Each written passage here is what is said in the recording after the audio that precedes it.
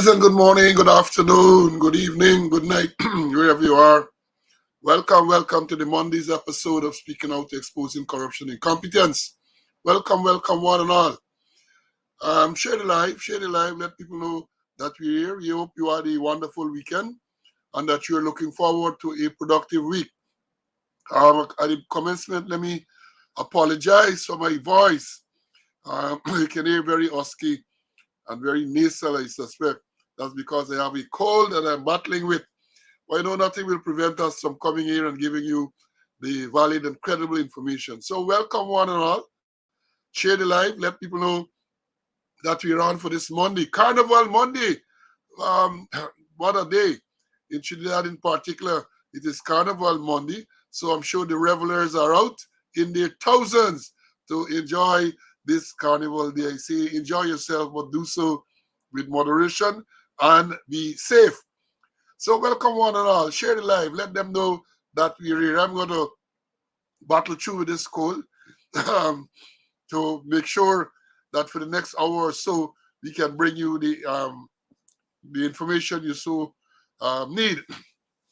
My colleague, Mr. Conway, is already in the studio waiting and ready to go. Here we are. Share the live. Let them know that we're here and we're waiting. This is the day that the Lord has made. Let's rejoice and be glad in it. Let's give praise and thanks to be in the land of the living. So even though I have the cold, I suspect some people are also under the weather. We are not going to deny you the opportunity to come here and to learn a few things. So share and let people know that we're here. As we said, always amazing to see the number of students in the schoolyard just waiting for the classes, school doors to open, and they rush in. We scheduled a little late this morning around 10 o'clock, and immediately the program was scheduled. The students started to pour into the schoolyard. Apologies for not scheduling earlier, because we know a lot of you look forward to being in the schoolyard very early to interact with the fellow schoolmates, the classmates. So once again, welcome one and all to this Monday's episode of Speaking Out, Exposing Corruption and Incompetence. And like all the other programs, we have so much to tell you this morning. So we're going to do the roll call in a short while. And once the roll call is over, we're going to make the announcements as we would normally do. And then I'm going to invite my colleague in. And then we're going to rock and roll. It's not boots on the ground now. There's just slippers on the ground. Huh? Teachers, I think it's slippers on the ground. So whatever we have to put on the ground, we will put it on the ground to make sure that we make our voices heard. And in terms of the roll call, Sean was here for us this morning. Welcome, Sean. Followed by Clarence. Kay came in next. Then we had Barlet, the man all the way from Linden. Rawl is here in class very early.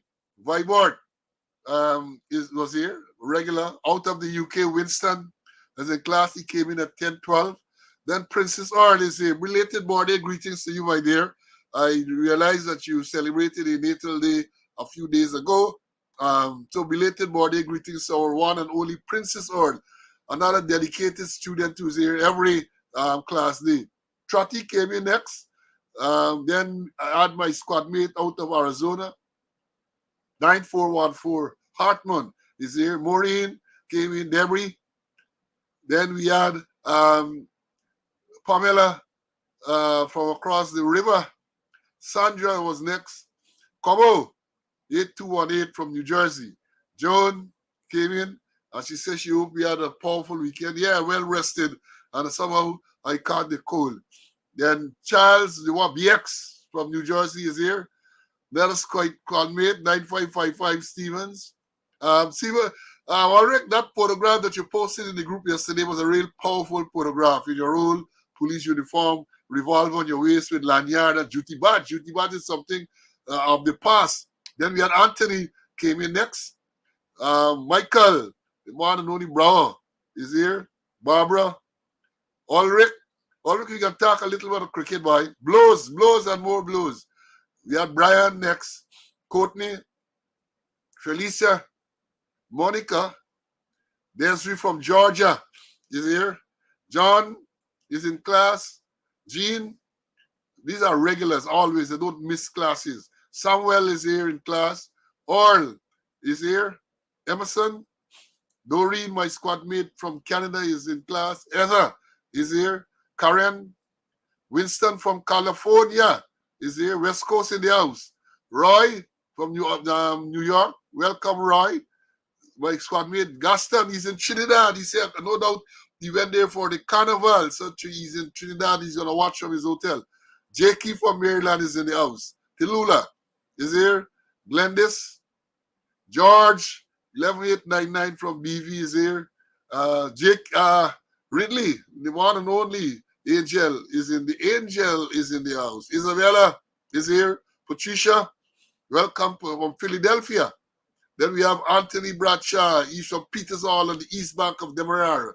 Clifton Stroud from Paris is in the house. Vernon. Then we had Carville, a squad mate of mine.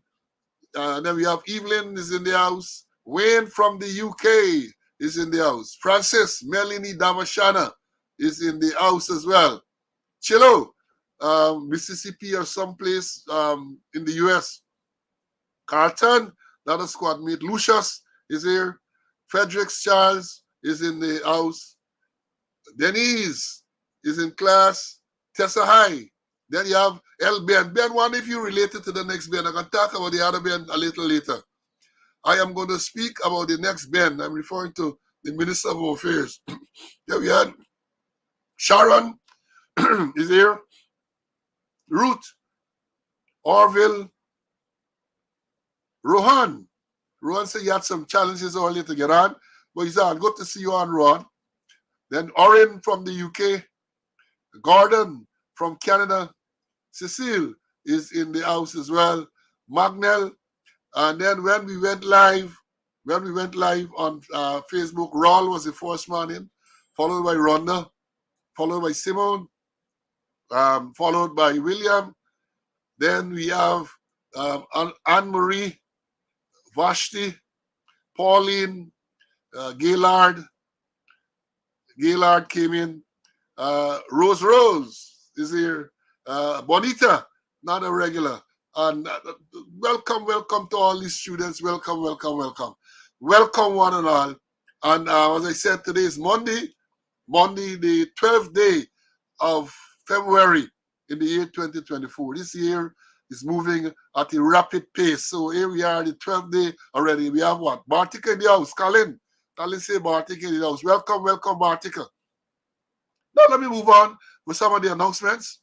The first announcement I want to make, we sometimes start on these sad announcements and then we move on, is the death of many of us would not know her, or many of you would not know her. We're talking about the former Commissioner of Police for Antigua and Barbuda, Delano Christopher. She was one of the first female commissioners in the Caribbean. She passed away recently. I want to extend condolences to relatives, friends, the police rank members of the Royal Antigua and Barbuda Police Force on the death of the former commissioner. I met Miss Christopher back in 2006, 2007. She was there part of the Cricket World Cup security arrangement. Pleasant woman. So I got word yesterday that she passed. And then the more pleasant announcements announced the birthday today of Woman Superintendent Sonia Hurlbert. She is the fourth training officer. She's celebrating a natal day today. A very good friend of mine from Brooklyn who is a shooting buddy. He likes to tell people I'm his coach. Sigmund Douglas is celebrating a birthday today. Also, we have a regular on the program, Devian Pollard. Polly is celebrating his birthday today as well. And then we have some belated birthday greetings. Elise, another regular on the program. Elise celebrated the birthday, I think it's yesterday. Happy birthday to all those persons. Who else? We have also Princess Orlu on the program. I mentioned it earlier. She celebrated a birthday recently. And recently, too, we had Derek McCalmon. Many of the older police remember Derek. He's a man from the Mountain Branch. Mark celebrated a birthday. His 80th birthday recently. 80th. Congrats, Mark. Congrats. And we also had two other birthdays to announce. My niece and my nephew, and Melissa Thomas. She celebrated her birthday recently. and our cousin, another nephew of mine, Nigel, Nisha, Marcel, celebrated their birthday recently. So I want to take this opportunity to wish all those persons who celebrated birthday, who are celebrating today, those who have celebrated recently, all the best on your birth anniversary. Hope that you live to see many, many more prosperous birth anniversaries. And then let me talk about, as I said, today is Carnival in Trinidad and Tobago. Tomorrow, for those of you of the Christian faith, is Shrove Tuesday, Pancake Day. Tomorrow, Pancake Day. And you know, Pancake Day, really, they say, is the final day of Carnival. Final day. And then the following day, Wednesday, is going to be Ash Wednesday, the beginning of the Lenten period. So I want to wish all of you who are celebrating Carnival today, do so and do so safely. Tomorrow, Shrove Tuesday, hope you have your pancake. And on Wednesday, you go and you get your ash, and that you start your Lenten period. You know, you got to fast for 40 days. I know some people just borrow day and all of that. But you have to, they say the dedicated Christians will give up something for that period. I haven't decided whether I'm that dedicated or what I will give up for that period. And for those of you who would remember, or those of you who don't know, that takes you straight into Good Friday and Easter Monday. So we are into that. We're almost into that period already. Now, the news I alluded to earlier, cricket, West Indies, you know, we had the test match.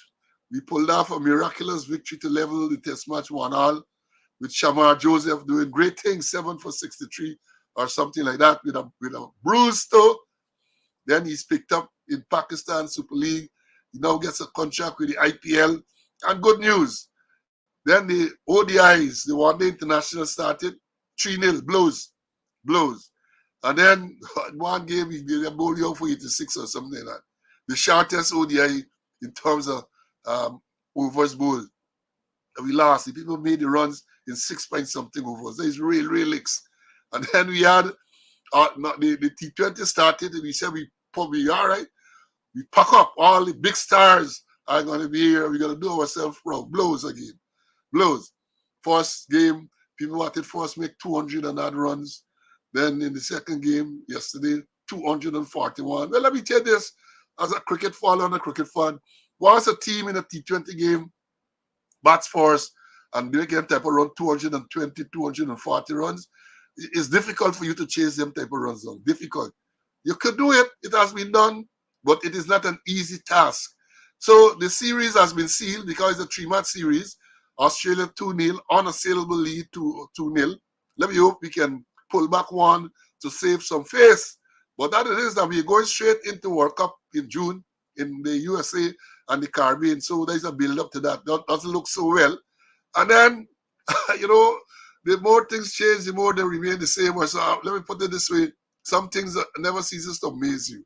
I read over the weekend, you know, 4-day regional cricket started last week.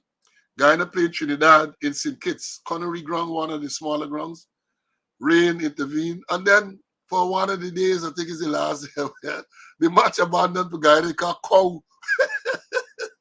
cow destroyed the wicket. Cow walked on the wicket. Cows walked on the wicket and destroyed the wicket. A regional first-class game, buddy. A regional first-class game is disrupted because cows walk on the pitch. I remember way back in the day playing cricket in the country, cow, they had a particular ground, I call it to DCC.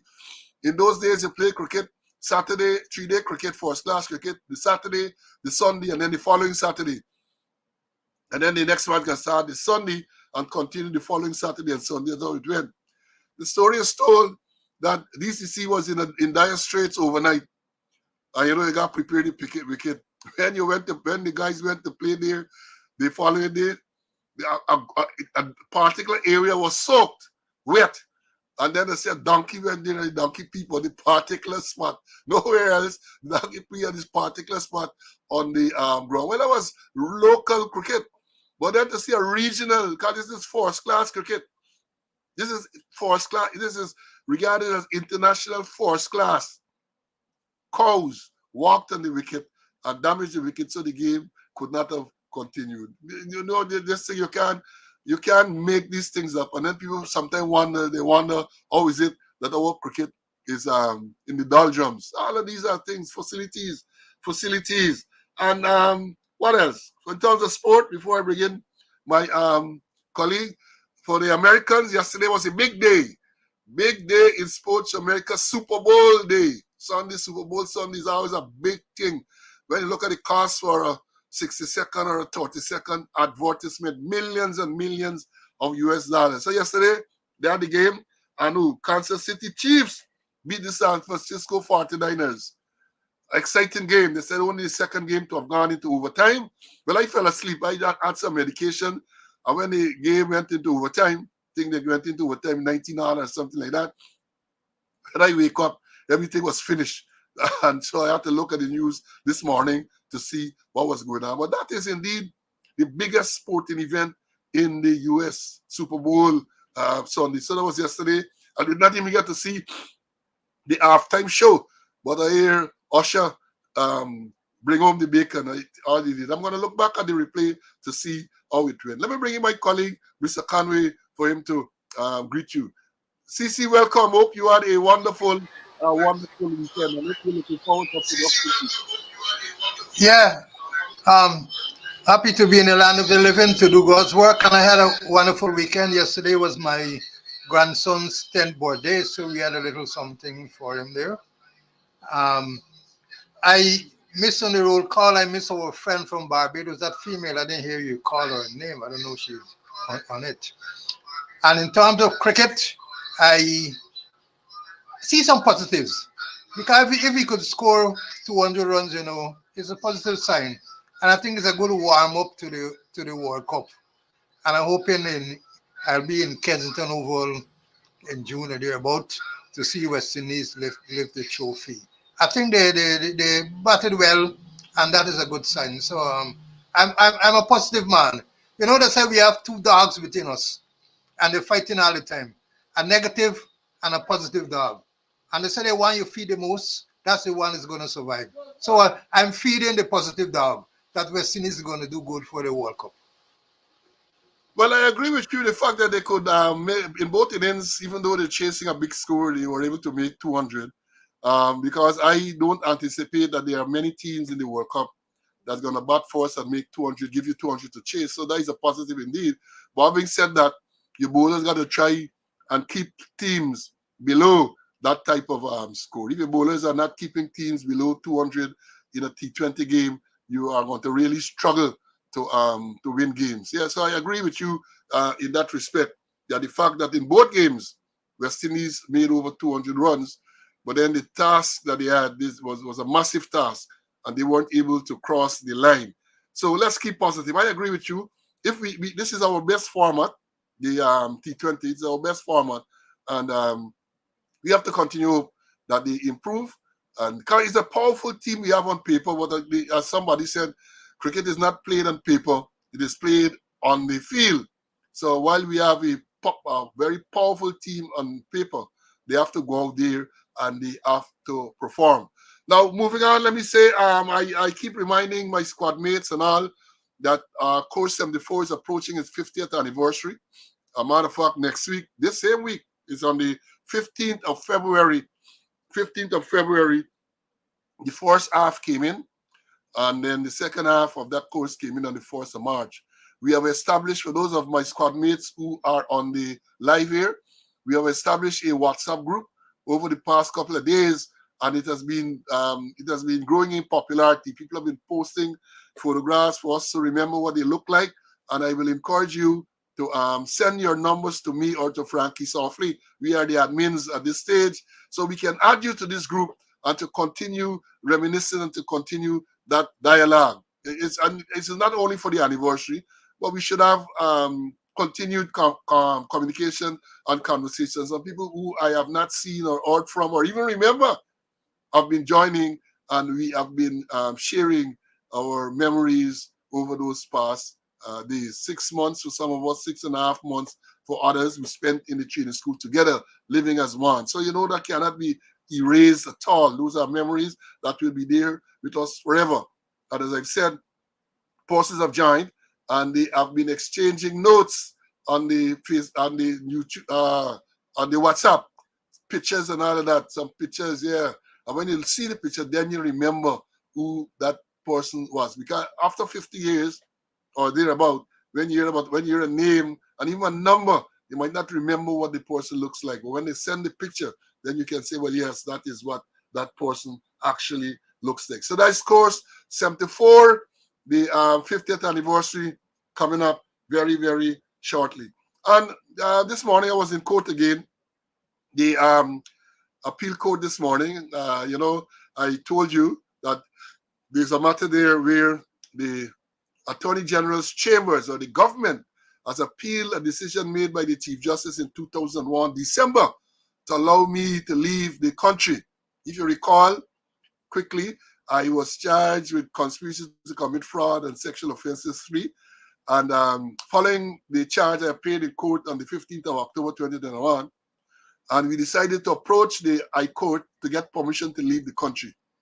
And not surprisingly, the government opposed the government in the form of the Attorney General opposed the application from my attorneys for me to leave the country.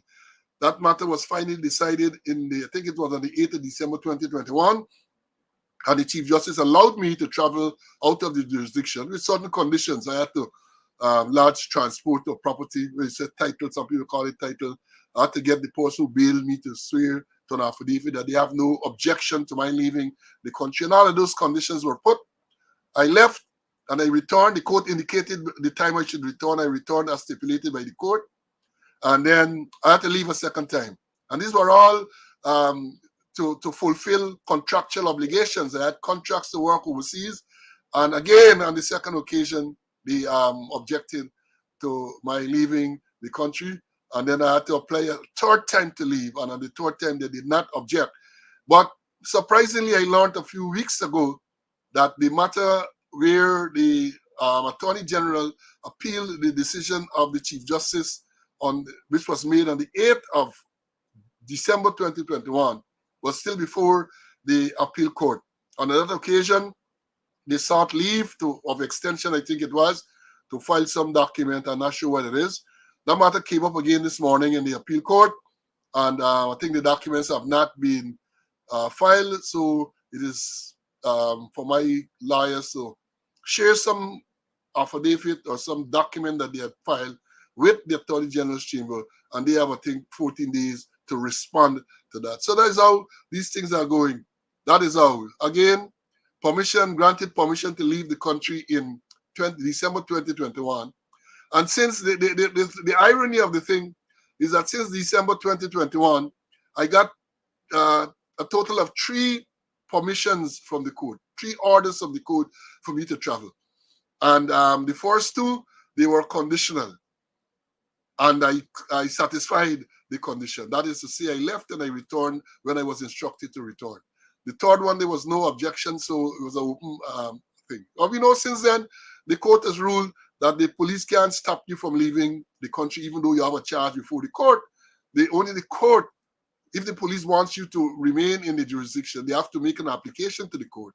And the court has to hear the arguments and, of course, confirm that they are valid to prevent you. So the police, in the form of the immigration office, cannot stop you from leaving. So since then, I've been traveling in and out. I have traveled several times in and out of Guyana, in and out. But there is this matter still in front of the appeal court where the Attorney General's chamber appealed the decision of the Chief Justice, decision made in December 2021 to allow me to leave the jurisdiction. That is what is happening in this dear land of Guyana, where they say it's not a real place. So this morning I was there, and that is what happened. And let me bring in Mr. Conway, and then we got no. Before I bring him in, we must announce again that another case, another one of these trumped up cases, not against me this time, against Member of Parliament, the PNC Member of Parliament, Annette Ferguson. If you recall,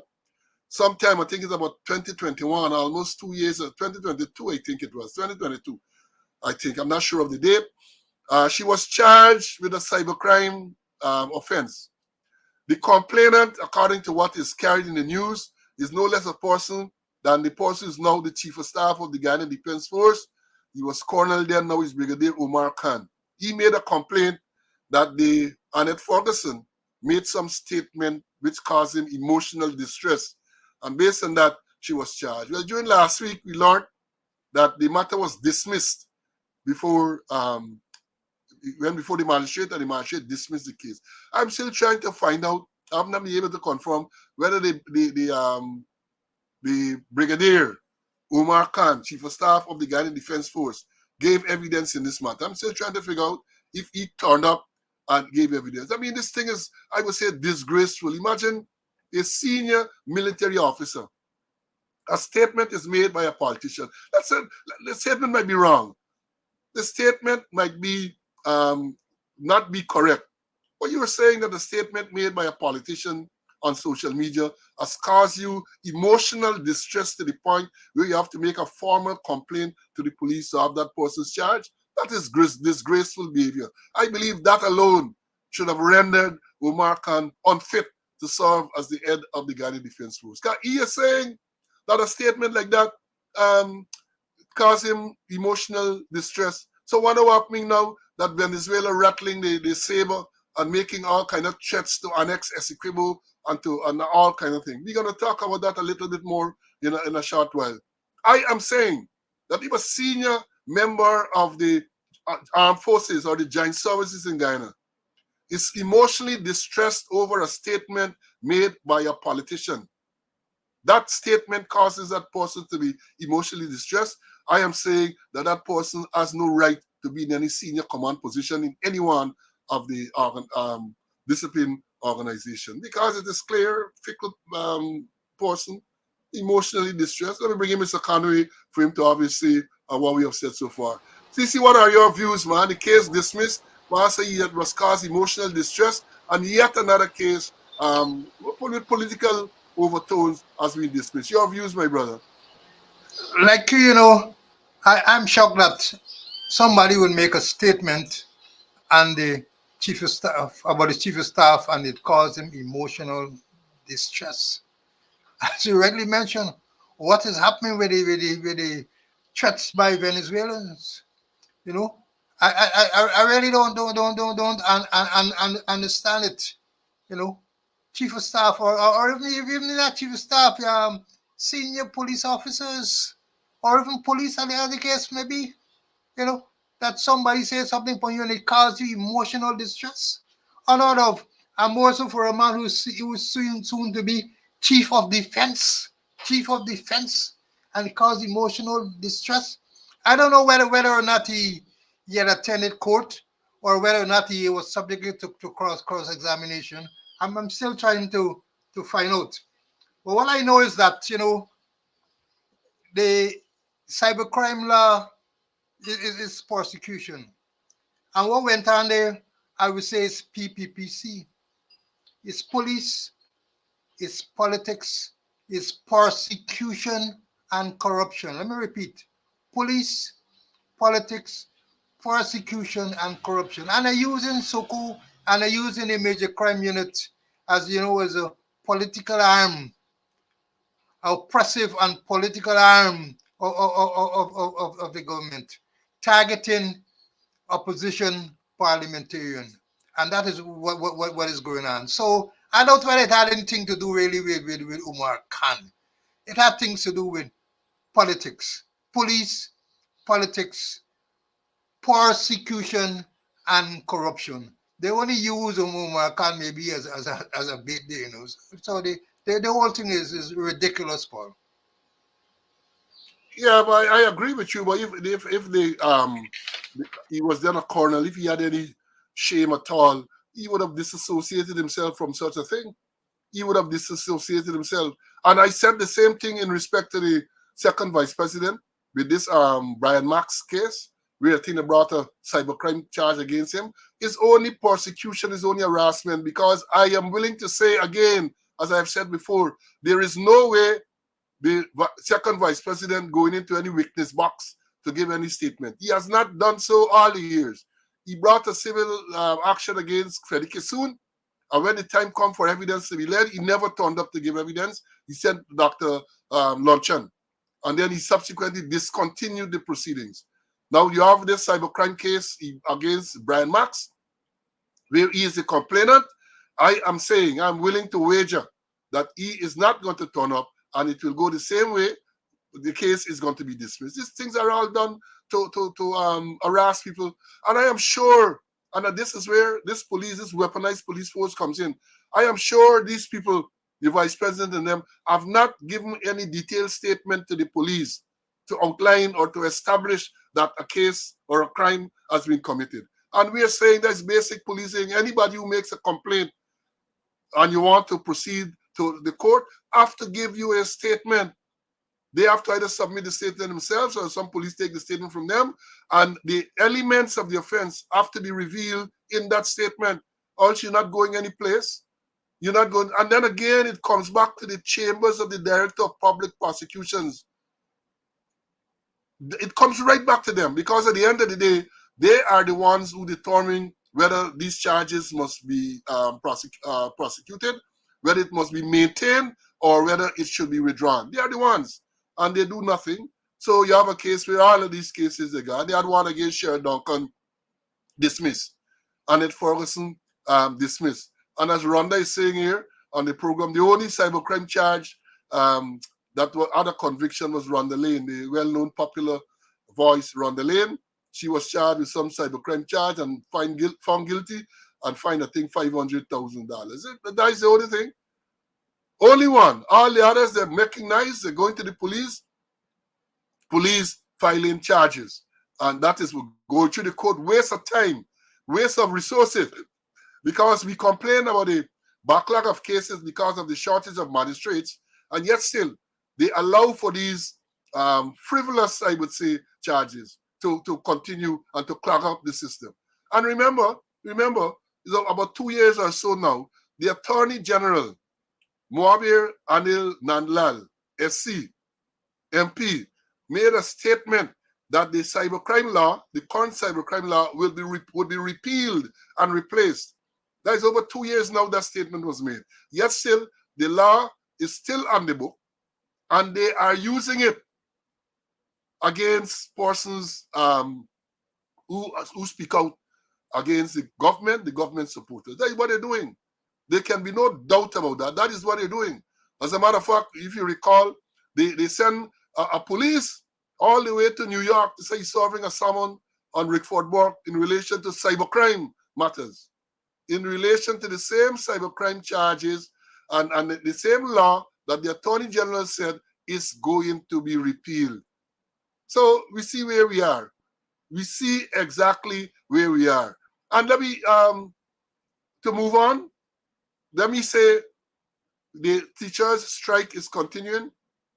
Last week it started, last week Monday. They're into the second week now. And based on what I have seen from all the regions, there has been overwhelming support from the teachers for this strike. So this is not about politics. When I look, as I think some days ago, might have been last week Monday program, I looked at the salary scale for teachers, and I said, "My Lord, let me see if I can pull it up." I looked at the salary scale, and I was surprised. I was surprised at the salaries teacher getting. I have it here. A teacher trainee gets $104,003 Ghana dollars. 104,000, that's just about $500 a month. And that's the bottom of the scale. And at the higher end, a principal of the GTI, there is Ghana Technical Institute, CPC, there's a Cyril Potter's College of Education, and LTI, I'm not sure what LTI has. That's the higher end of the scale. Gets $409,632 Ghana dollars. $409,632 Ghana dollars at the end of the month. They're just about $2,000. And those persons, to have attained those positions, you get, I sure, master's degree in your field. Some of them might even get a PhD, doctorate. And it's $2,000 a month they are getting. And now that the people are begging for an increase, government has taken the position that they can't give them more than no, Sean, that is not after taxes, as I understand it. That money is before taxes. So when the taxman take out his piece, whatever he has to take out, the net is far less than that. The net is far less. And somebody is saying that the LTI is Linden Technical Institute. Thanks, Colin. Bright students we have here. So we're saying, to recap that the principal of the Guyana Technical Institute, the Cyril Potter's College of Education, and the LTI, which is the Linden Technical Institute, those people get $409,632 a month, which is, my understanding is before tax. Before tax. So it's just about $2,000 US a month for what these people get. And that is what, and you know, the thing, it has been said repeatedly on social media. From the time the people at Gaisuko, the sugar workers, call a strike, they reach with them and they come to some amicable arrangement. From the time they call a strike, it don't last. And that those persons are represented by GAHU, Guyana Agricultural Workers Union, whose president or whatever the designation is a member of parliament on the government side. He's a PPP member of parliament. So therefore, when you hear the second vice president and them calling this strike political, why they say it's political? Because according to them, the general secretary of the Guyana Teachers Union is Coretta MacDonald, who is a member of parliament on the opposition bench. So therefore, you have a member of parliament on the government bench who is the head of the GAHU. But when GAHU calls strikes, that is not a political strike. And they meet with them to discuss. So I say, I am giving my full support to the teachers, full support. And it is significant that when you look at the people who are coming out, it's all across the country. In some areas that are considered the government stronghold, like the Essequibo Coast and those places, people come out in their numbers and they have said that this is not about politics. They deserve better and they're going to demand and they're going to remain out until they get better. I agree with them. I agree. Talking about strike, and I'm going to bring in Mr. Conway in a short while. I learned a few days ago, when you talk about allowances and all of these type of things, I learned a few days ago, this might shock you, that even in the police force, GDF, I think the same, the allowances are ridiculously low. I was asking the other day, when I was in the force, there are two categories of traveling allowances. If you had comprehensive insurance, I remember the figures well, $21,642 a month is what you get for your traveling if you had comprehensive insurance. If you did not have comprehensive, the thing was 13,000 or something. I can't remember the exact figure for that because I always had comprehensive. I discovered to my chagrin that until now, this is the same thing, $21,642 for traveling. That is what you get for traveling. I remember the last time I filled up my vehicle was $15,000 something to fill it up. And that is what they're getting. I was told too that education allowance in the police force, you got a master's degree, you get the other degrees, $360. Let me repeat that. Education allowance in the Guyana police force. If you get a master's degree, it's $360. I understand it's the same thing for the first degree. And when you talk about the other allowances, laundry allowances, and all those allowances, ridiculously low. And well, of course, the problem is that the police association is so politicized that they're not going to make any representation for the ranks. But can you imagine that? You study and you get a master's degree, because now, remember, it's not a case where education free. You have to pay for that. And all that you're going to get is $360 a month as an education allowance. Let me bring in Mr. Conway to talk on this issue. CC, let me hear your views on the teacher strike and these ridiculously low allowances that the police are receiving. Go ahead. Well, I'm full support of the teachers, yeah. Although I have some grandchildren, they are being affected. I think one of my grandson, I think he is not affected because he's going to private school. But the teachers they have a just cause. And the nonsense with the second vice president talking about political. Uh, what happened with Gau? Isn't Gau political? And there are so much things political. The police service commission, it is political. Suko doing the biddings of the political. A whole lot of things. They Indianizing the the divisional command of the police force with incompetent persons, and that is political. They're putting people in strategic position in the Ghana police force, which is political. They're getting the DPP to know approach matters, which is political. All sort of things is political, and then they're talking nonsense that the GTU is political. Huh? You know, the more I listen to them, the more I'm getting I'm getting really upset. What they need to do is to sit down and talk with the union. Sit down and talk. Eyeball each other. Sit down around the table and have discussion. Shoot out around the table. But according to the minister, he said that the GTU, the Minister of Labor, put herself in a box. The government also put herself in a box. The box of the situation. But then we used to talk about management said that you need to think outside of the box. Think outside of the box, and nothing but discussion is going to help. I'm reading a book, and as a retiree, I have time to read. And I'm reading a book. It's called Crucial Confrontation. Crucial Confrontation, written by four men. And here is part of it. It's saying, what we mean by crucial confrontations. I'm going to quote. When we use the word confrontation, we are using it in the following way. To confront means to hold someone accountable face to face. Although the term can be sound abrasive, that's not what we have in mind. In fact, when confrontation are handled correctly, both parties talk openly and honestly. Both are candid and respectful. As a result, problem are resolved, relationship benefit. Let me go over. When we use the word confrontation, we are using it in the following way.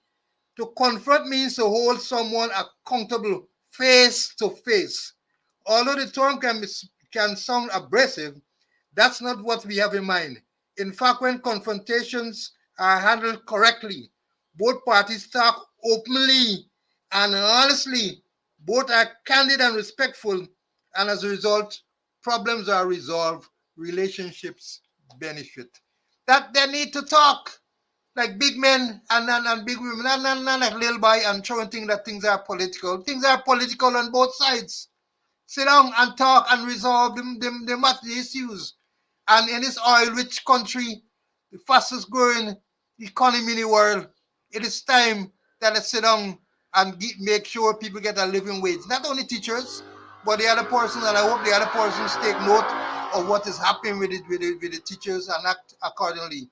So my thing is that they need to sit down and talk openly and talk frankly and talk fairly so that matters can be resolved, and they need to build proper relationship. Yeah, you're so correct, because the government reaction is what? They decided that the strike is illegal. They decided that the teachers are not going to be paid for the days that they are out. They decided that they're not going to deduct union dues on behalf of the union. That is confrontational. That is not lending an ear to have proper, free discussion to address the issues. That is not what is being done. And of course, not surprisingly, the vice president is making allegations. Second vice president I'm referring to, that some type of financial irregularity, because according to them, since 2004, some type of accounting did not take place. 2004, that they're saying. 2004.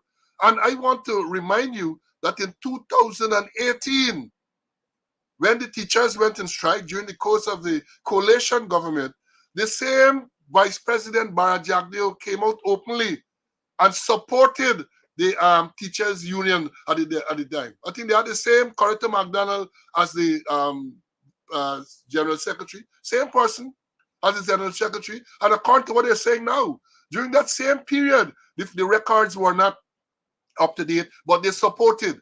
But then in 2024, they suddenly discovered that the records are not up to date, and therefore they are making they're alluding to the fact that there might be financial impropriety, or at least the union might not have been handling their affairs in the manner they should. And that is not surprising because if you recall the matter with Ipadagy, the same thing. They make allegation that Ipadagy have not submitted audited accounts for some while, and the people made it clear that the accounts were submitted. That is what they do. That is what they do, try to malign and try to throw all of these red herrings around the place. But you're saying that this teachers union, since 2004, has not had the records up to date. But in 2018, you supported them when they went on strike. So what has changed now? All that has changed is that you now are in government, and therefore the same people who are there in 2018, McDonald and Light and all of these people, you supported them, but now it's illegal and all kind of crap you are saying. That is what is going on. That is what is going on. And then of course the police always find themselves holding the bad end of the stick, that's the shitty end of the stick, because they're not properly led. When you have incompetent people at the top, that is what happened. Mr. Conway alluded to this box that they say the union find themselves in, and I read the editorial, I think it was yesterday's Starbrook News, and they had to make the point about the police. They say, then of course, the police in full gear with bulletproof vests and guns on hips were sent to schools along the East Coast and East Bank to solicit information about teachers' attendance. Imagine, we mentioned before that the police turning up at these schools and with guns, bulletproof vests, and all of that to try to find out who are the teachers that did not go to work, how many children did not go to work, and all of that. That is what the police has become. And I said, to be fair, that is information that the police would want to know. Back in the day, once you get a strike, that is being done. But this is how it is being done. You can't send police in uniform with bulletproof vests and guns. That's intimidatory. That is intimidatory. Even if you want that type of information, you have to get perhaps your plainclothes people, your special branch people or something to go and try to get the information by some way. But you're sending police to these schools with bulletproof vests and guns and all of that to find out about this information. Incompetence. And that is what this program speaks to. Incompetence. And then the article goes on to say, it's a Commander B. But it's not Commander B they refer to. They refer to Commander of Regional Division 4B. Right? 4B, which is on the East Bank. They say Commander of B Division, Christianat Romana, was anything but informative when asked about it. While the ever unenlightening Commissioner Ikin told this newspaper, and I quote, I don't know anything about that. That is what the Starbrook News is quoting the same commissioner, his acting commissioner, as saying. When they ask him about police turning up at schools with guns and bulletproof vests, he said, you don't know anything about that. Right? So that is what you have. That is the type of incompetence displayed at all these levels. That's the commander, Ramana, but you can't expect better from him. That is the same man who arrested the lawyer for advising our client not to give a statement to the police. So if he sent in police, or if police under his watch is going to these schools with bulletproof vests and guns, and he claims that they can't get any information from him, I am not surprised. I am not surprised at all, because as again I say, the police are not going to, those junior ranks, because I will anticipate that the people who are going there bulletproof vests and guns are relatively junior ranks. Those junior ranks are not going to go there on their own. They are sent. And these jokers that you have there, you have to call them that. They can't see the bigger implication that people can see that as being intimidatory and talk about it. So they send them, oh please, some regular patrol, go and check out this information, go to all the schools and find out. That is incompetence, poor leadership. That is poor leadership, and that is what we're talking about. When we talk about it, people vex and they say, you're attacking the force. We are attacking the incompetence. We are pointing out, because one would have thought that if you're a commander, if you're a commissioner, these things will be straightforward and you will know how to deal with these matters. As I've said before, the information and strike is not something new, police trying to get information, to get a gauge as to what's going on, but not sending police with bulletproof vests and guns on the hip to get that type of information. That is not the manner in which that is done. Let me bring in Mr. Conway before we move on. Please see your views. Yeah, and then you ask, what is the role of the special branch? Perhaps the special branch is no longer special. And they like talk about intelligence-led policing. That's how they grade in intelligence. Policemen in bulletproof vests, guns in their waists, and get into schools.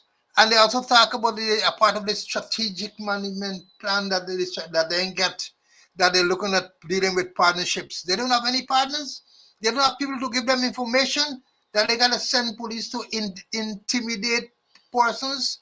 Huh? They got ways and means that they could get information. As commanders, we dealt with strike, and we had various ways and means of getting information. Some people that give you the information, people might even know who giving you the information, because you treat it as confidential. The whole thing is crazy. Yes, you need to know what is going on, but what is the role of the police special branch? Is it maybe it is political, purely political? The whole thing doesn't sound good, and it's not a good way of operating, and it does not promote public confidence in the police. And if there is no public confidence in the police force, I always say, you have people with eyes who will not see, people with ears who will not hear, people with nose who will not smell, people with tongues who will not speak, people with hands who will not scribble a note to you, people with feet who will not come to you and give you sort of information. That you need to have public confidence in the police force. And therefore, you don't have to go run with uniform and big guns and all kind of thing there to find out how many teachers didn't come to school, and then their names and all kind of nonsense. They need to have a better way of gathering intelligence. Well, one would have thought, these things are all there. This is not reinventing the wheel. As I said, we did it. You have to get information, because if you are a police commander and schools in your area of command are on strike, there's information you need to get. How many forces are out, so you can make intelligent assessment and anticipation. But it's the manner that you go about doing it. There's no way you could think, if you are a proper commander, that you're going to send people with bulletproof vests and guns to the school to get that information. I want to know what's in the brains of these people. How are they thinking, if they're thinking at all? And again, I say, it speaks to the leadership that they have. It speaks to the leadership. You get these people who are not properly trained, you put them in command position because the politician wants them there. When you have these issues, that is what is going to happen. And what happens? It destroys the image even further. I mean, every week you can see in the police making release that the senior ones going about to villages and they interacting with villages. There's nothing wrong with that. That may be a good thing. But when you do that, and then now you have a strike, you're sending people with guns and bulletproof vests, it erodes whatever little goodwill you might be building up during the process of those outreaches. That's what happening. So there's no proper plan. It's just a scarum hodgepodge arrangement, and that is why you have so many issues in the force. Let me moving on to one that I got to talk about here now. I'm referring to this show that we spoke about during the course of last week, the Sken show. This is a dancehall artist who came to Guyana in 2022, I think it was, at the National Park. He performed there, and it was chaos and mayhem. People were robbed, guns were fired in the air, drugs were used openly in the thing. And following that, the Minister of Home Affairs, Robeson Ben, said that they can ban Sken from coming into Guyana, make big knives. And he said here that no artist like Sken will ever come again into this country. Will not come again into this country under the signature of any persons from the Ministry of Home Affairs or from the police force. Will not come on a public stage. That was carried on Stabrook News of June 11, 2022. That was a statement made by the minister. Now we saw an advertisement where this same artist, Sken, is coming to Guyana in April to perform at the Retrieve Park, Retrieve Ground in Linden. I think it's on April the 27th, 2024. And we spoke about that Wednesday. Following us speaking about that on this program, it would appear as though Newsroom, that is one of the PVP propaganda arm, invited a comment from the goodly Minister of Home Affairs, Robeson Ben. And here what he is alleged to have said. And let me read the little thing that they posed. They said, noting that Douglas, and that is Ken's correct name, something Douglas, noting that Douglas cannot be prevented from entering the country, Ben said he's only allowed to perform at events being held at private venues. Let me read her back. Ben walking back now, he said, noting that Douglas cannot be prevented from entering the country, Ben said he is only allowed to perform at events being held at private venues. Let me tell you that the advertisement says that Sken will be performing at the Retrieve Ground. I know if there's a private venue. And then he says that we can't stop him from coming to Guyana. The question is, what for? And then he goes on to say, he's quoted, my position is that he should not be doing public events. He could go to a club. He could go in a club with friends, which is a restricted place, and behave bad with his friends and whoever. This is what the Minister of Home Affairs is saying, He's saying, first he said in 2022, the man is banned from coming to Guyana. Now the man is billed to perform on April the 27th in Linden. Well, somebody jokingly said, Linden is not Guyana, so the man can perform in Linden, but Ben banned him from coming to Guyana. Then Ben is saying that he can't stop him, can't prevent him from entering the country, which is correct. You can't prevent him from the country. That's what Ben said. But he can only perform at private events. This event here doesn't look like a private event. And let me make this point to you, Minister. You might not know, but you might seek advice and guidance from the legal people. Even if it is in a private place, even if this activity is in a private place, once the public has access to it, it becomes a public event.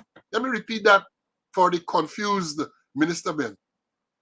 If you have you get a little birthday party, let's put it this way, and that is a going thing now. You get a birthday party, but you're advertising and the public can come to this birthday party. It is a public event, even if it is kept in a private residence. Once the public has access to it, it becomes a public event. So I don't know what the minister is talking about. Every time he opens his mouth, he puts his feet in it. He says a few weeks ago that if you have an illegal firearm, they're not granting an amnesty, but you can put the gun in a bag and throw it in the police yard, the police compound. That is what he said. He goes to the fire scene in Parade Street. He is directing the senior fire officers how they should fight the fire. They should put the hose at the source of the fire. Instruct the ranks to put the hose at the source of the fire. I think I get that tape here to show again. Because I don't assume that people look at it. Look at it. Yeah. See my boots? Darker than yours.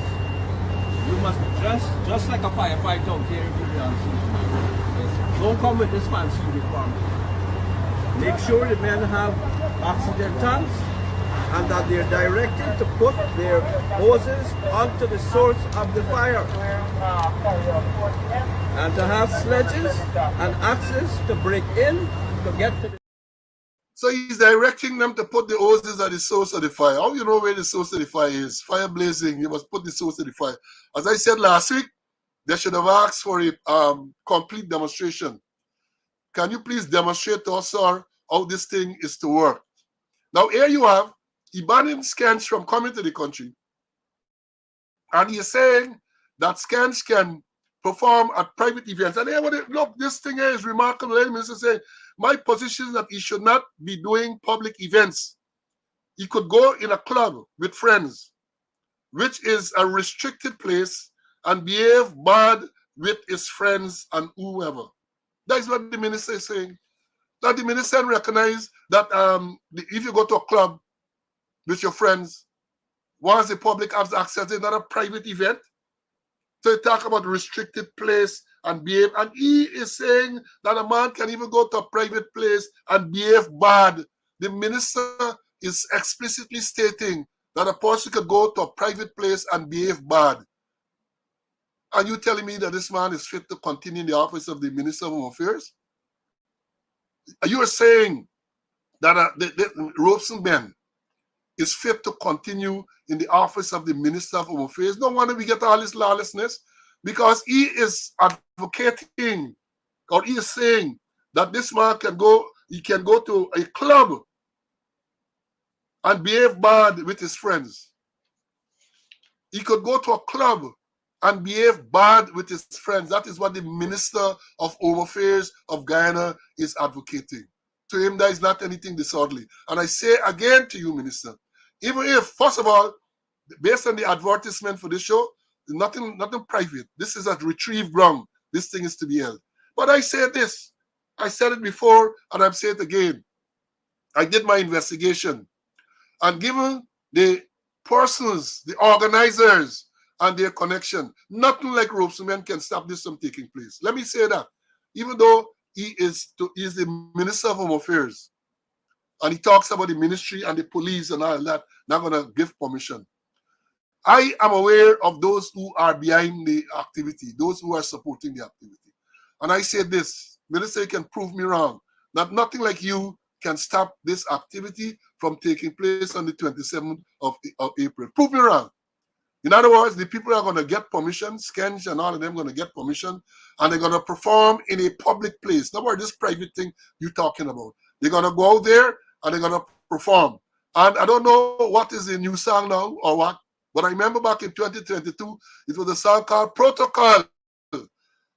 Protocol. Molly got the pop. I know the part good.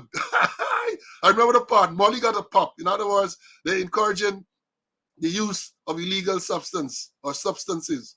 And then at some stage, bad man pull gun and lick shot in the air, or pelt corn, as they would say. During the confusion, patrons are robbed. And that is what is happening. And I don't believe that the minister has the testicular fortitude to prevent that from going on. And somebody is saying they already get permission. I don't know if they already got permission. But I know, as I've said before, when I came to Georgetown in 2004 as a commander, we developed a protocol that all the promoters had to sign on to. And we brought some order to the system. We brought some order. Those things I suspect have all gone through the window. One of the things that I insisted on, that you as a promoter cannot advertise a show until and unless you get the permission from the police. And in order to get the permission from the police, there were certain requirements. They had to fall in line. I wasn't very much liked. I know that. Because I remember once they convened a meeting at the Ministry of Sports with It's and Jams people and all of them. We were there, and I maintained my position. We have to get order in the town. I am not going to be the commander who is going to allow people to go to a show and unlicensed firearm, firing off, drug use, smoke, people smoking drugs, and the artists encouraging the use of drugs and encouraging the people them to break the law, fire guns in the air. I stood up for that. I stood up. Somebody said the ground is already being prepared and all of that. So it's a private ground, Daniel. It's a private. So the minister said the man can perform at private places with nothing public. CC, let me hear you on this King with Skenge. Well, it's not surprising with the minister's statements, you know. I remember after the Botheration show, he uttered those same words, that I can go to private place and behave as bad as I want to be. So he just reiterated what he said after the Botheration show. And imagine the minister is going to say that you could go and behave bad in a private place. Perhaps the guy could go to Georgetown Club, which is a private club, and hold a show and behave bad. And they don't look at the bigger picture, where the men will go there and they'll smoke up the coke, smoke up the ganja, smoke up the molly. All is a part of behaving bad. And what about nice nuisance? Wouldn't there be nice nuisance? Wouldn't there be behaving bad and shooting up wrongs? And then you may find vehicle parking, there may be traffic congestions and a whole host of other things that taking place there, you know. The minister, and I gotta repeat, you know, he talk about your hose, put your hose in the source of the fire. The hose is gonna burn up. I thought he would tell you, yeah, you let the water spill in the source of the fire, but the hose get in there. So before long, the hose will get burned up, and if the fireman got too close, he can get it burned up too. And then talking about put it in the bag and throw it over the fence. Maybe he learned from Janet Jagan. Remember when the marshal saw the returner, she threw it over her shoulder, and you had the honorable do not sing, whisper to her. That was good, you know. So they have precedents before, and perhaps Ben is just following the precedents. But it is alarming that it come from a man who's supposed to be a minister of home affairs. You know, man must go to a private thing and behave as bad and behave bad if you want to behave bad. What was that? What is that? How could we entertain such thoughts? You know, but this guy, you know, and maybe Guyana is not a real place, Paul. Well, let's say it's not a real place. It's not a real, it's a rich, not real place. And I say again, for a minister of home affairs to making these utterances, he's just proving that he's unfit for the office. This is how the chief of staff of the Guyana Defense Force, well, he wasn't chief of staff at the time when he said that the statement made by a member of parliament has caused him emotional distress, causing him to file a police complaint against that person. I said that alone should disqualify that person from holding any senior office. So we understand that.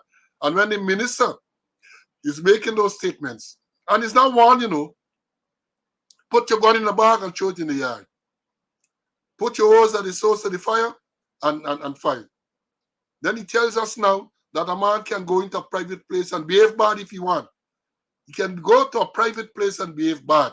That is what the Minister of Home Affairs is saying. And you know, it's a good thing you have these tapes, you know. If you don't see these tapes and people tell you these stories, you won't believe that this thing is coming from these people. You won't believe it. But they say a picture worth 1,000 words, and a tape, I guess, worth 1,000,000. So they just come and say, oh, they didn't say that. Remember the story with the vice president saying that he should give Venezuela a little concession, and then he denying? The tape is there. He's confronted with the tape. He's confronted with the tape. Now, moving on, I read in the papers, you know, again, I am no Obi man, you know. So y'all don't come to me to read your palm and to tell me what the future holds. But I see these some things. And I'm referring here to a article in one of the recent dailies to say Qatari hotel to be cited on the NIS and GNS grounds. Well, for those of you who don't know, the GNS and the NIS grounds are on the Carifesta Avenue. GNS, a massive ground, sports club and big field where you used to play cricket and football and all this type of thing. And they also have I think the NIS ground, the National Insurance Scheme ground, is adjacent to it. So the news now is some Qatari hotel is going to be placed there. So obviously those grounds, NIS and the Guyana National Service ground, those grounds have been sold to some Qatari investor, and they're going to be putting up a hotel. And I asked a question before, maybe which place is next? Will Eve Leary, as we know it, be next? Because we noted some weeks ago that they turned the sod on the rebuilding of the breakdown complex. And they said that that is going to be a 12-story building and has going to house a whole set of things. So you can't see a 12-story building housing what used to be the Brigdam police station alone. So maybe they're moving police headquarters from Brigdam, where it is now, but from Evelyn, where it is now, to Brigdam. And let's see, because that is prime real estate, prime real estate from the east, Camp Road on the east, all the way going west to where the bank is. That used to be Booker's Sports Club, all the way to the western edge of the TSU. Real estate, prime real estate. The police training compound alone, where they said now have the academy. Let's see where that is going to go. Because you have the police training compound there. You have the inspectors and sergeants that occupies a big portion there. You have the military cemetery. You have the commissioner's official quarters. And then when you go over the road through Rabbit Walk, you have police headquarters, you have the transport workshop, finance office, and all of those places, TSU, the big drill square, prime real estate. So let's see what is going to happen there in the years to come. But I couldn't help looking at that when I saw that a Qatari investor is building, they're going to build on the National Service ground and the National Insurance Scheme ground. I noted somebody wrote something to say that they're telling how this grounds came. It was private property, and they were gifted to the government, I think, as some in some trust for education, something like that. But I guess we're gonna see more as the days go by. We're gonna see more about that. But I have said, and I'm repeating again, they might very well have their eyes on other aspects. And I only spoke about those places that are north of Yonge Street. If you go to the south of Yonge Street, you get where the training facility is there now. You have special branch, you have the old police ground with the police sports club, you have police officers mess. It's a whole set of places there, big property. And people might see that other institutions and other buildings, it might be best suited for those locations. Let's wait and see. Mr. Conway, let me bring you in. Qatari. Yeah. Hello? Yeah, go ahead. Qatari hotel to be built on the GNS and National Service ground. Go ahead. I read about it and I'm not surprised. And then the only thing I'm surprised about is that since Stanislaus College ground, they get a ground since Stanislaus ground, I'm certain that that was it part of the package. And I agree that if Larry is prime property, and it's just a matter of time. Money got for make. Money got for make, the boys got to live, and who got to punish will punish. Now, moving on, and I think this is going to be, as I told you all, I ain't feeling too great this morning. But I noted over the weekend too, article that the Venezuelans are massing troops on the Guyana border. I saw a few news items, and these are not local news items. These are items from what you may consider reputable international news sources. They're saying that the Venezuelans are massing troops. Again, somebody sent me something here, which I let me see if I could find it to read it to you. They're saying that one moment. This is something that says Venezuela is sending at least 3,000 soldiers, 20 tanks, several hundreds armored vehicles, 30 guns, and new anti-tank systems to the Guyana border region.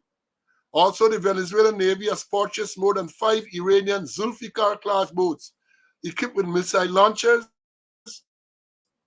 and is planning to send them to the eastern border. Venezuela's drones will also provide full air fire support for Iranian suicide drones. The volume of military activities in the Guyana region has rapidly increased, and an interesting point is the presence of Iranian military technology on a large scale in the ears of America. This is an article that someone sent to me recently, that the Venezuelans are massing their troops along the border. So I don't know, with regards to the what they call the Argyle Declaration, or the meeting that the president had in St. Vincent with the Venezuelan president, brokered by members of CARICOM, headed by Ralph Gonzalez. I don't know how this fits into this because it is clear, and this is what some of the articles said. Satellite images. I mean, we ain't got satellite images. The satellite images have shown that the Venezuelans have clearing the place, building up bridges, so military vehicles across rivers, and all of that is taking place right now. They say all of that is taking place right now. And what is happening? What is happening on our end? We ain't hearing anything. We are not hearing anything. But the news sources are saying that the satellite images have shown that there's a massive buildup of troops, Venezuelan troops, on the Guyana border. I hope they will come out. Well, I don't expect them to do that because in this whole Venezuelan issue, this whole thing with Venezuelan, they have been very quiet, the Guyanese and government officials. Whatever little they tell you makes little or no sense to us. Whereas the Venezuelans are moving full speed ahead to do what they want to do, right? Yeah, yes, the light one, they're constructing new routes. The light one is saying here, the images show that they're constructing new routes to go to Guyana. I also read that the Brazilian army was deployed to some of those areas because they're saying that in order for them to get to Guyana through certain areas, they have to traverse Brazilian territory, and the Brazilians are not going to allow them to do that. So despite the calm, despite the appearance of calm, it appears that a lot is going on the ground. A lot is going on behind the scenes. We got to tell you these things, when I read and I see, I got to bring it to people's attention. This is not to create any alarm.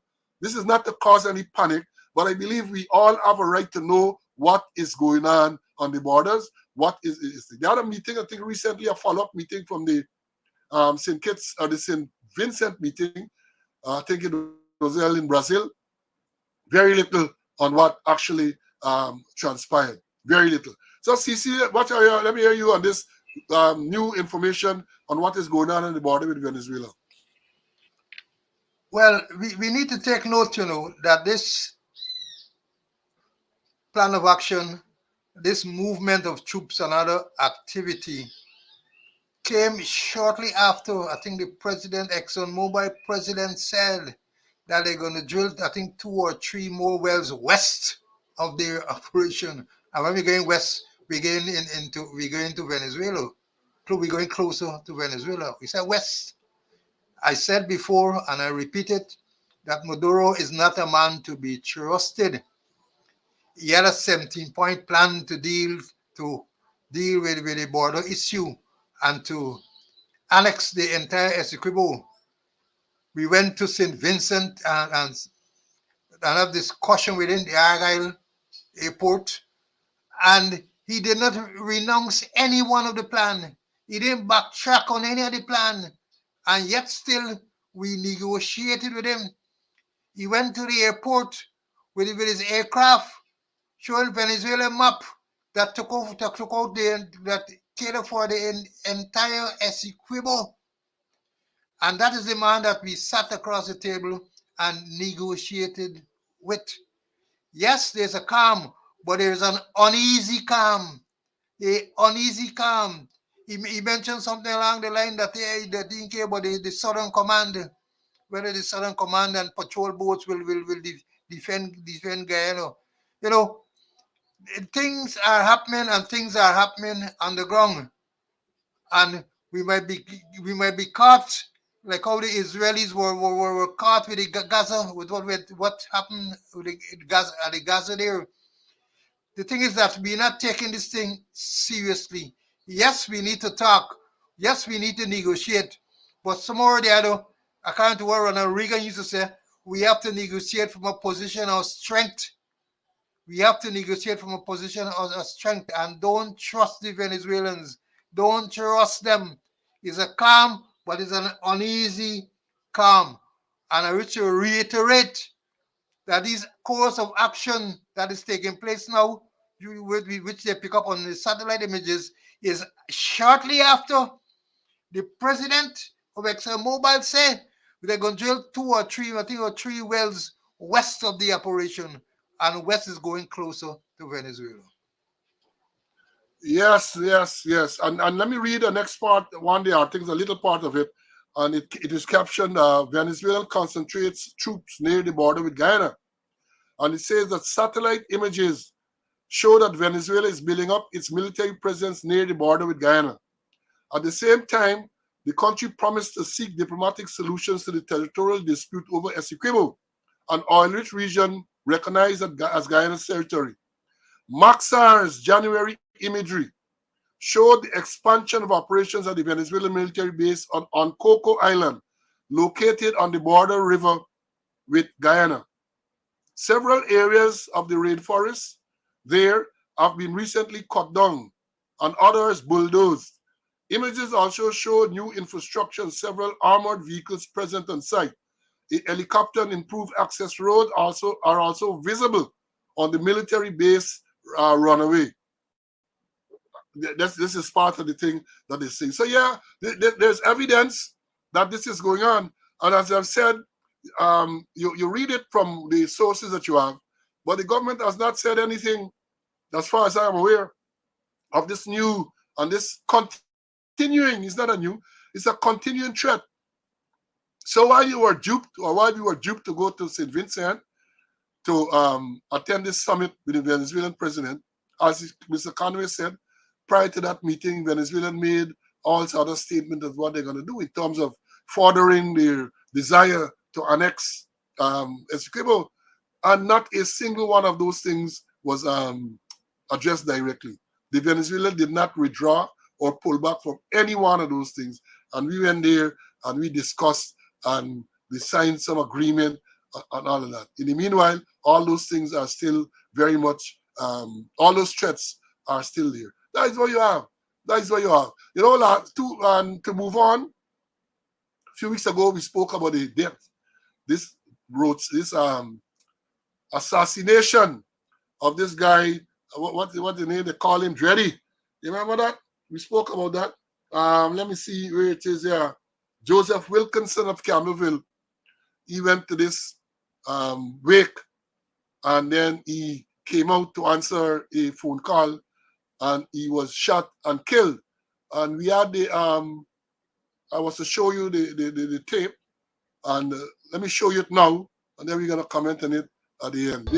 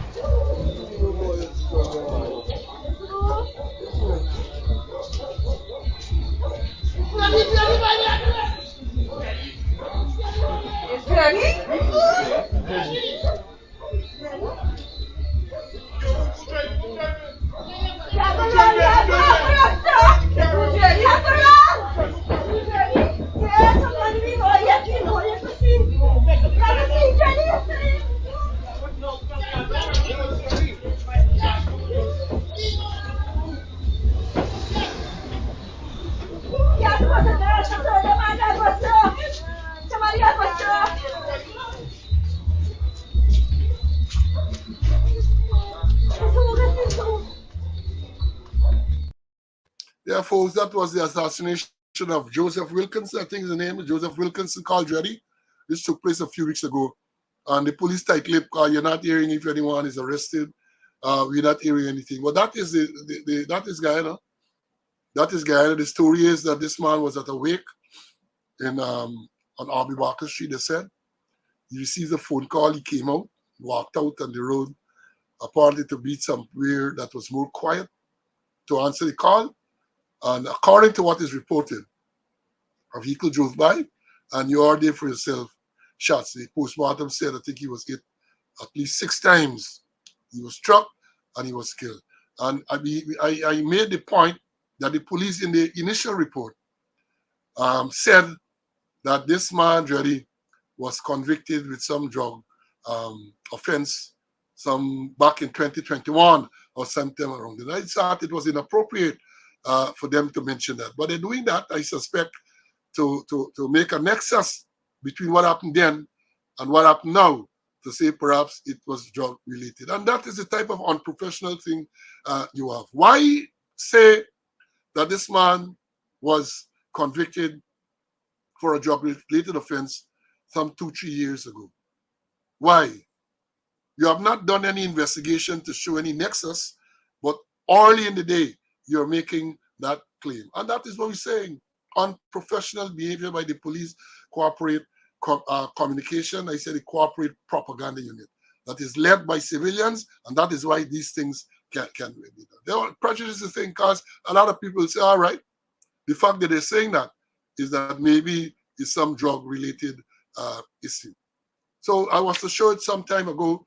I had this video, but it slipped me. So I am showing you that now. But I'm saying again, we have the killing. I think it's occurred about 2 weeks now. We haven't heard much from the police since then. And here it is in the original release. They are saying that the victim was convicted. Well, I don't know if they say convicted. He was charged, I think they say, for some drug-related matter. I'm not sure if he was convicted, but he was charged. What is the point? What is the point of mentioning that in the initial release? Only to stigmatize and to say, well, maybe to give the impression that there was some connection. It was drug-related. This execution was drug-related. Mr. Conway, let me bring you in to have your say on that. I remember, I think it's 2 hours conference ago, the police said that the cameras will replace boots on the ground. I see the teachers saying, oh, they got slippers on the ground instead of boots. Well, what is happening with the police crime scene team? Crime scene investigation. They found a spent shell, I think a 9mm. I think they found a warhead. What happened with the ballistic data? I know things were set up that you should be able to trace things. Are you telling me that all the guns that involved in the shooting are illegal guns, or all the shooting they're using separate guns? That is frightening. You know that they're not, the police not looking in terms of forensic evidence. Find something at the scene of the crime and connect it to the person. Hair, fiber, a short button, a piece of clothing, some kind of thing you can find if you do proper forensic investigation. I'm talking about forensic investigation. A superintendent, a female, came back from Russia after 5 years and understand she did well. Forensic science. And where she is? Struggling as a force training officer with no background in training, not even a basic instructor course. Struggling there when she should be properly utilized in terms of doing forensic work. That is her role, forensic work. Not to also to be struggling, grappling with training, grappling with instructors who talking and talking. You know, we need to do proper forensic investigation, and we need to go back to ballistics. They're finding spent shell, they're finding warheads, but no trace, and nobody finding anything of any forensic value and linking it to the perpetrator of the crime. Something gonna left there. Lockhart theory of exchange saying something the perpetrator gonna carry away something or something gonna left there. The theory, Lockhart theory of exchange. Do proper crime scene management, proper forensic investigation, and saying the man was charged with drugs and released on bail. Is it mean the case done there? Oh, he's a bad man, he's a drug man, so we ain't doing no investigation. They're good for you. I'm glad he dead, so we ain't got to do no thing there. That is one of the things that they're doing. Oh, he's a drug man get killed. But whenever done, is a human being was killed. A human being was killed, and the perpetrators are gone scot-free. And they go and commit any more crime because we not do no meticulous investigation. Your investigation has got to be meticulous, and that is not going to be. They want confession statement, and the only thing you like confession statement, and it goes through the window, and out goes your case. I'm saying that they need to do more forensic investigation. Find something, don't mind how small as that is seen, and connect it to the perpetrator or perpetrators. Yeah, Lockhart theory of exchange. I did that at the FBI. Wonderful theory to study and to know. Now let me say this in closing. Questions we still have to ask CC. I'm still trying to find out whether Corporal, Detective Corporal Sigobin 21694, who has been charged with a sexual offense months ago, whether he's still on the job. I have to make some inquiries to find out if he's still on the job. And if he is, why isn't he interdicted? Why isn't he interdicted as is required? Once a rank is charged criminally, the rank should be interdicted from the date he appeared in court, interdicted, and the normal thing placed in half pay pending the outcome of the charge. They're interdicting certain people. They charge the Wascom for cybercrime, he's interdicted. Others, they are dismissing. They charge Damian McClennan, Christophe Dinabriga, and Thorsten Simon, and the extended squatter dismissed them the day they appeared the code, the 5th of July 2022. You had the case of Inspector Roop, who was charged with a sexual offense, and we had to make nice on this program before the Post Service Commission interdict him. Now you have Corporal Sigobin, charged months ago, and these things are clear, easy, and straightforward. Man appears in court on a criminal charge. The prosecutor sends a short note to the commander. Commander informs what used to be the staff officer, and immediately, as quickly as that, and when I say quick, within a day or two, that is done. The man is interdicted and placed on half pay pending the outcome of the charge. Some people are interdicted for extended periods of time. I know there's one man interdicted over about 10 years now, right? In that Artfield Street murder investigation. The man interdicted long. You don't know why it's happening. And here it is, a man is on the job. What if he named Sigobin has anything to do with that? Then we have the other case you're not hearing anything about a money launderer, the senior police officer who lodged or who deposited $16.5 million Guyana dollars into the police credit union. Imagine that. Cash, 2 paper bags, 2 plastic bags, black plastic bags, loaded with cash, 16.5 million Guyana dollars. And the story, the story getting sweeter because I understand that at the time of the deposit, it was indicated that 15 million should go towards the savings account, and $1.5 million should go towards an interest, which the interest to a loan that was not granted, that had not been processed. So let me understand, this is what is being related.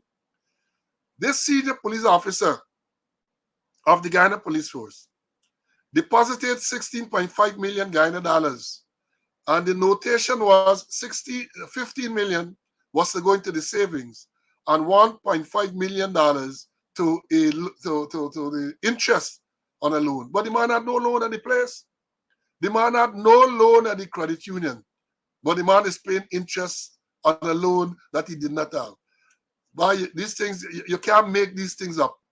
You cannot make these things up. And as far as we're aware, no investigation. And again, I call on the Financial Investigation Unit. Because in my view, based on the definition of money laundering, this is a clear case of money laundering.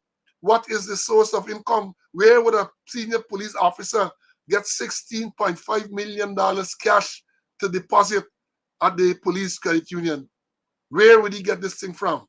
That requires an investigation. Soku don't do no proper investigation. So you can't depend on Soku to get to the bottom of this, because even if they investigate and even if they were to bring some action, they're going to fly through the window like all the other matters Soku has dealt with. But this is worrying. This is worrying. Yes, Commissioner Cole, inheritance. Somebody must have died for him and he get will. He will say he must get this. But this thing requires some explanation, some investigation, and I'm going to continue following it up until such time that we get to the bottom of this matter.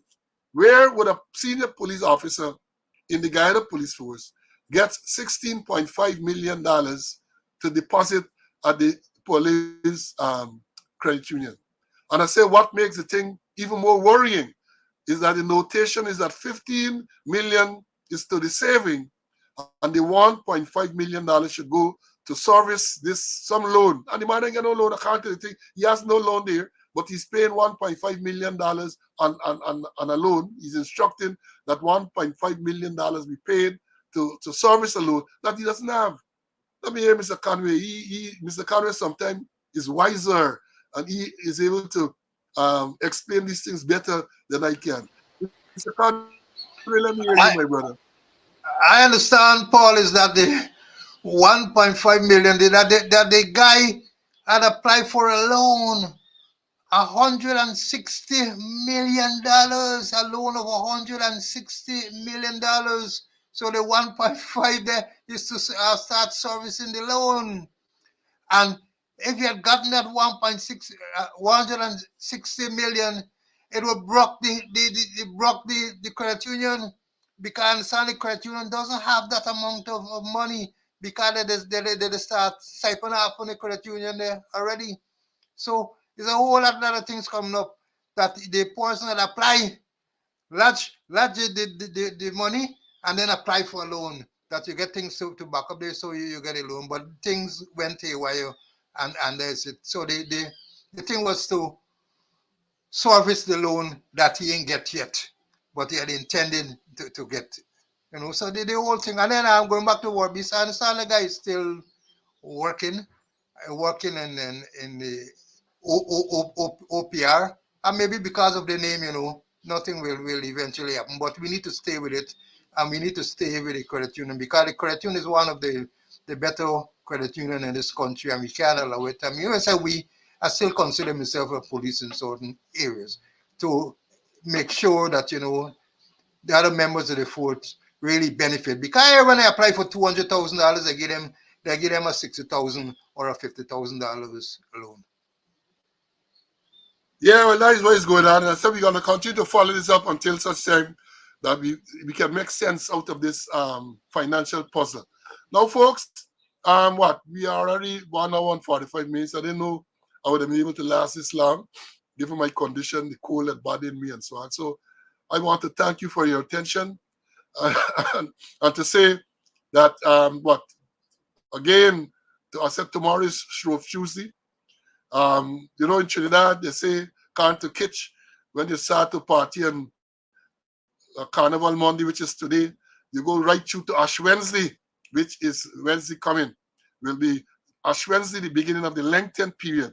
And therefore, I want to encourage us all to stay well, enjoy your carnival. I know a lot of people, they said that it's one of the biggest parties, the biggest sport in the world, Trinidad Carnival. Enjoy yourselves, be safe. And I have to compliment my students, because I think at a glance, it is the largest class we have had for a Monday since we have started these Monday programs.